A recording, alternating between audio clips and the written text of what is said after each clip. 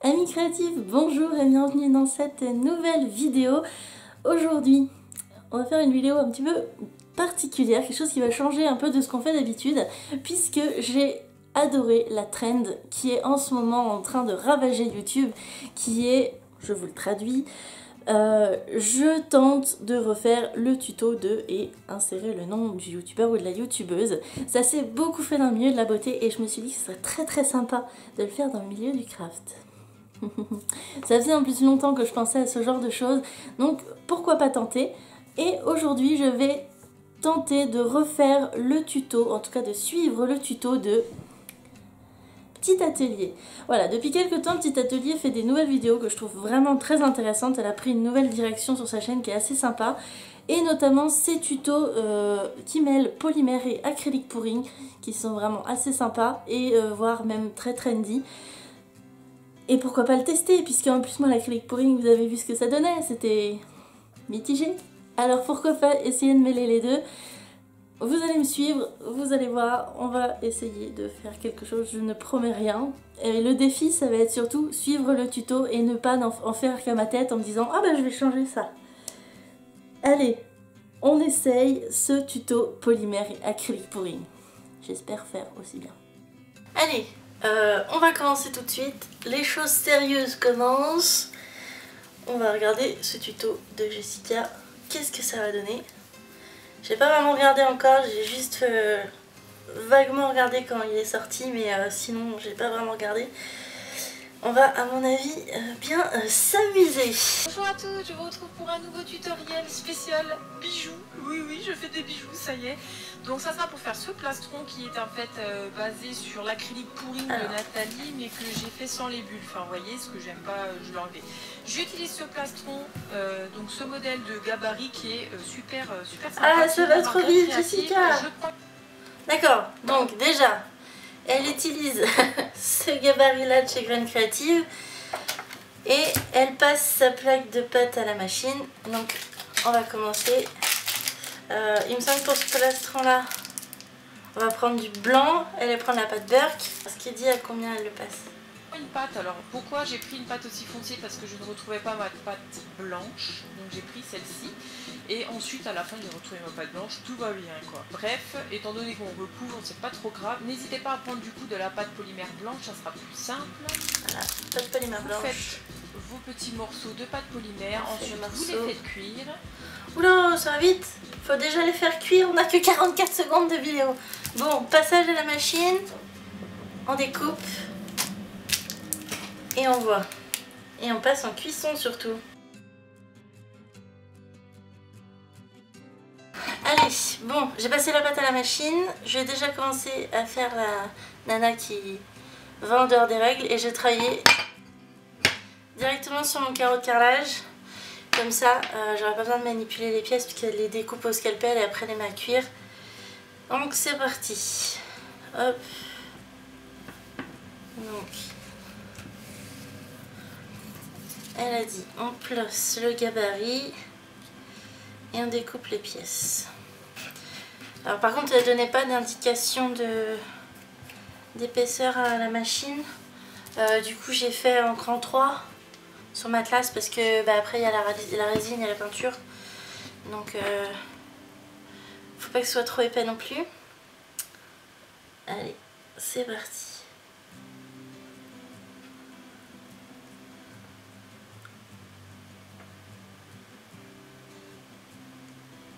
Ce qui est bien, c'est que ce gabarit là il est pas trop gros, donc ça fera pas un gros collier trop mastoc.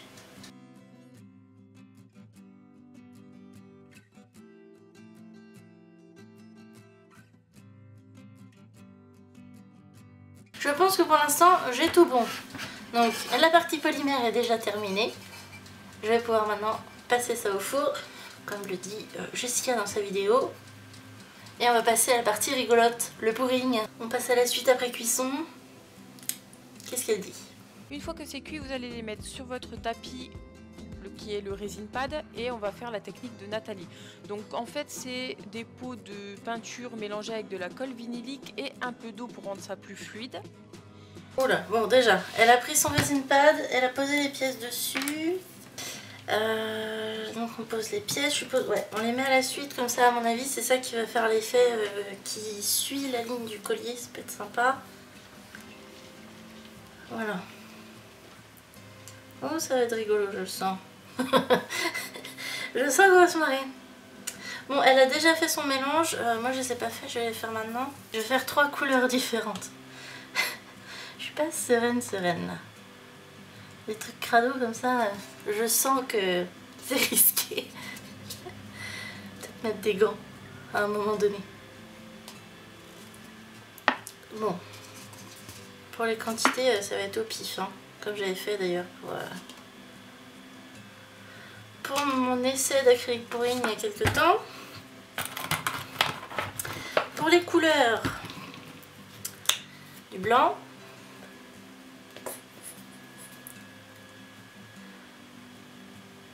Un peu de blanc. C'est du bleu turquoise qu'elle a. Moi j'ai pas de turquoise, je vais faire un mélange. Un peu de bleu là, un peu là. Une pointe de vert pour le turquoise de chaque côté. Et un petit peu de blanc ici pour faire un turquoise clair.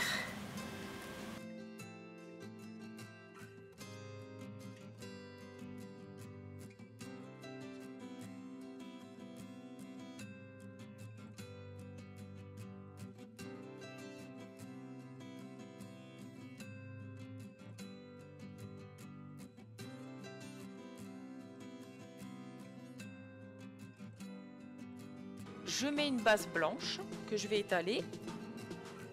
Ensuite, une fois qu'elle est étalée, je prends un autre gobelet, je vais mettre...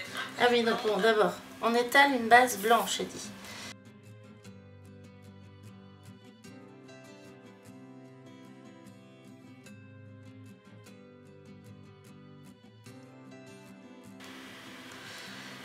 Et ensuite, elle a dit... Un peu de bleu foncé, un peu de blanc, etc. Ça donne à peu près ça. Alors, on a dit, là-dedans, on met...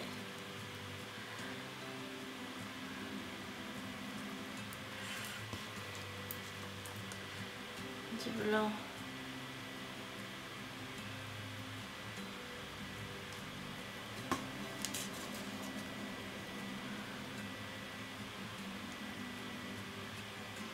Je pense que la vraie difficulté de ce tuto là, c'est vraiment la gestion de l'acrylique pouring, parce que moi je fais vraiment les doses au pif et je pense que si je loupe, ce sera certainement à cause de ça. Hop. Et une petite dernière de blanc. Allez, voilà.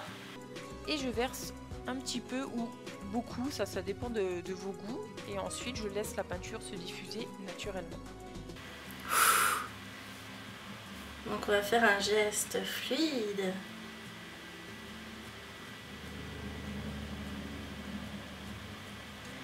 Et c'est pas mal.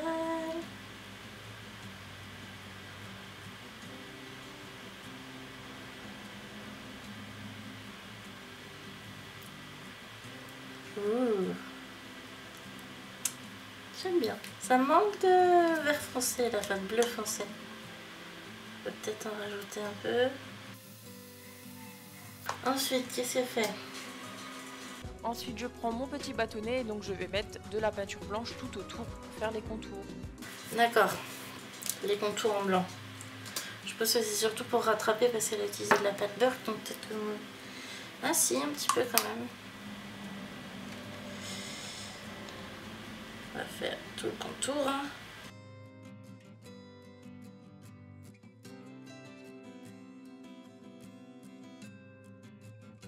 Il y en a partout. Elle en met pas autant dans son tuto.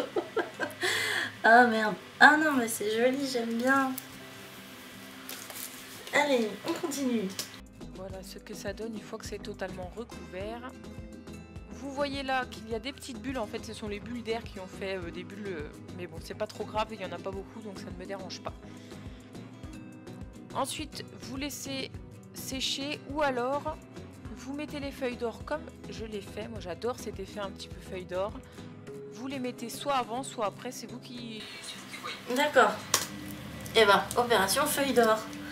Je vais d'abord cleaner un peu tout ça, c'est un peu le dawa.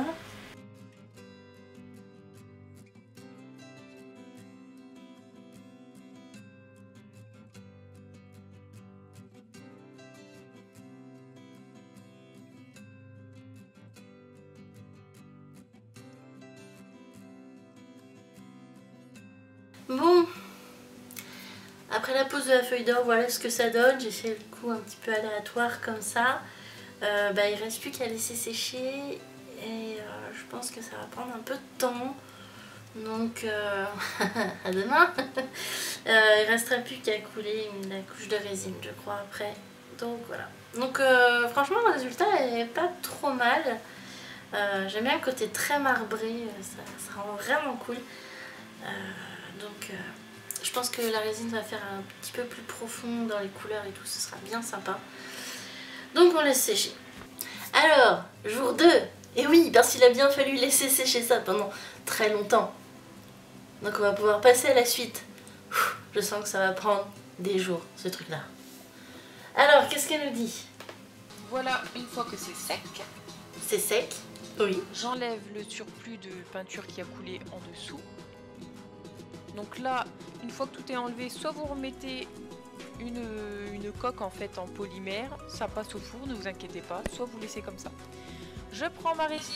Ah oui, d'accord, ok. Donc, il faut enlever ce qu'il y a en trop sur la pâte en peinture. Donc, on va enlever ça. Ensuite, il faut déjà résiner. Donc voilà, je vous disais que ça va prendre du temps, c'est que aujourd'hui, je vais juste résiner. Voilà. Et on verra demain qu'est-ce que ça rend. Bon, le résultat, hein, c'est plutôt sympa comme vous pouvez voir. On a un bel effet marbré. Bon, le pouring, hein, Marion, c'est pas ton truc. Alors, qu'est-ce qu'on a en dessous? Eh ben, mine de rien, le dessous est assez propre quand même. Il y a en effet un petit peu à gratter. Bon, après, moi, je vais pas faire de semelle, je pense pas. Je vais laisser justement bien gratter. Je pense même à la fin un petit coup de ponçage une fois que la résine sera posée. Ça pourrait être très propre à mon avis. Parce que regardez, ça ne fait pas des gros pâtés. Ça fait juste des petits points. Parce que j'ai raclé en fait sur le... J'ai déplacé en fait de résine pad. J'en ai plusieurs. Et j'ai un peu nettoyé la peinture qui va en trop en dessous. Donc globalement les pièces en dessous elles sont assez propres. Voilà. Bon, elles sont peintes hein, mais il y a juste les petits grains de la peinture, des petits picots quoi. Bon, ça c'est fait. On va pouvoir passer à la résine. Bon, résine de glaçage, forcément. Donc, je prends my favorite ever. Donc la résine glace lac de chez Cléopâtre. Je vais faire le mélange et je vous reprends après.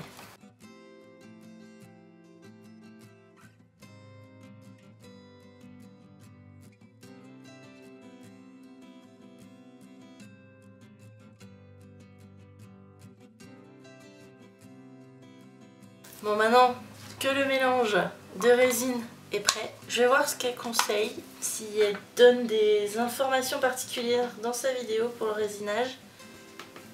C'est la résine Cléopâtre qui est ma préférée. Voilà. Oui, résine Cléopâtre qui est ta préférée, pareil. Aucun souci avec celle-ci, donc je vous la conseille. Ouais. Donc celle-là, c'est 2 doses de A pour une dose de B. Vous avez la notification. Oui, c'est la même. Tous les gants, les bâtonnets, les petits doseurs, etc. Donc là, j'ai mis 20 ml de lotion A pour 10 ml De la lotion, c'est mignon. J'ai fait une toute petite quantité. Juste de quoi faire le collier parce que on sait jamais. On s'arrête là. On va mettre de la résine tout de suite parce que sinon je sens que je vais aller trop loin dans la vidéo. Alors, là c'est le moment crucial. Je vais être concentrée. Parce que là, je suis un peu une flippée de la résine. J'adore m'en servir, mais j'ai tendance à bien me concentrer. Sinon, je fais des nouilleries.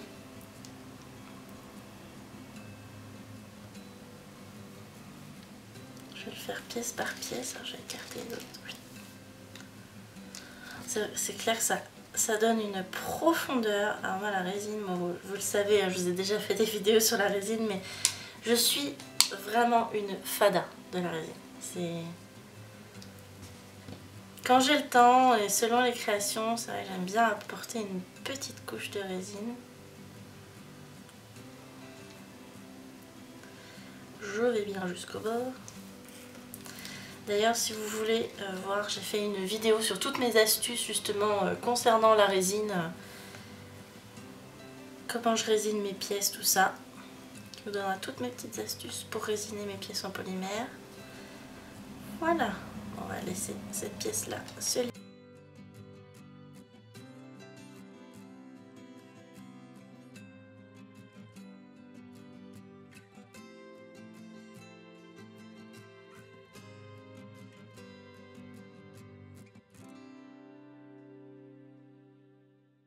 Et ben voilà, miracle, miracle de la science. Bon ben voilà, j'ai résiné les petites pièces et elle après elle parle de justement montage et la suite pour faire le collier. Donc je vais laisser sécher ça donc jusqu'à demain probablement. Je vais le monter et je vous montrerai. J'en profite juste pour vous montrer en fait avec ce que j'ai fait hier au début de la vidéo avec le reste de la peinture.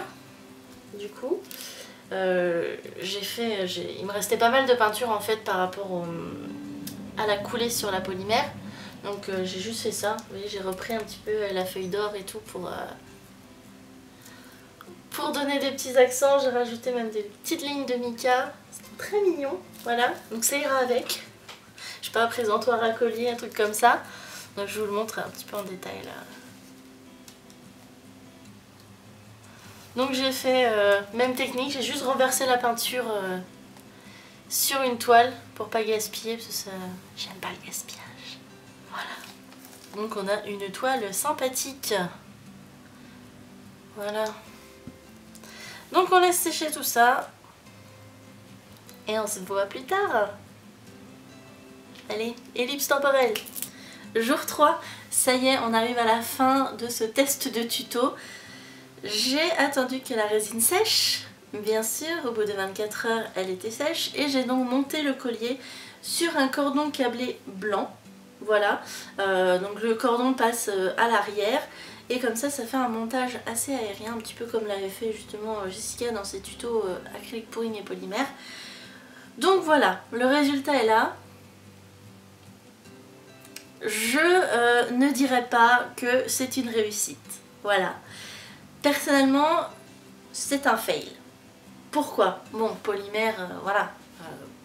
Partie polymère, on peut pas dire que ce soit très compliqué. Mais le plus gros du travail étant la partie acrylique pouring.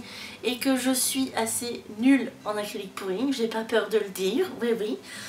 J'ai fait ça de façon assez aléatoire. J'ai certainement mis beaucoup trop d'eau. Donc je suis très loin du résultat qu'a obtenu Jessica dans sa vidéo. Sur ce collier-là en tout cas. Puisqu'elle a réussi à avoir un effet très minéral, assez agate, géode, qui est très joli. Et moi j'ai eu plutôt un marbré qui se rapporterait plutôt d'ailleurs à son dernier tuto acrylique pouring et polymère, qui est beaucoup plus dans ce résultat-là. C'est comme si j'avais mixé les deux. Le résultat est assez joli en soi. Moi j'aime beaucoup cet effet bleu, nuageux, assez aérien, avec les petites pépites d'or. Je trouve ça très très lumineux, j'aime beaucoup.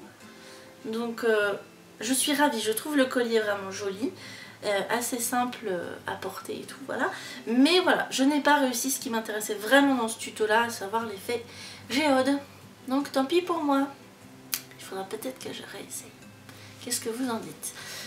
Donc j'espère que ce petit test de tuto vous aura plu. N'hésitez pas, si vous voulez que j'en fasse d'autres, à me suggérer des tutos d'autres créatrices ou créateurs, que ce soit francophones ou internationaux.